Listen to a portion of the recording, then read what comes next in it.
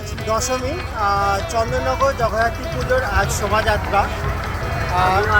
আমরা সবাই আছি, আমরা সব বন্ধুরা এসছি আজকে, প্রত্যেকে আছে। আর প্রচণ্ড ভিড়। এখন টাইম কটা বাজে? টাইমটা কটা বাজে বলে দেয়। এখন 12:32, 12:32।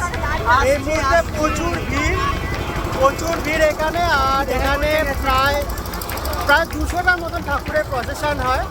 আর এইভাবে লাইটিং একটা পর একটা যেতে থাকে আমাদের। তো সেক্ষেত্রে আপনার দেখাবো কি কি লাইটিং আছে সব। আমি একটা আইফোন পেয়েছি, কার বলবে? হ্যাঁ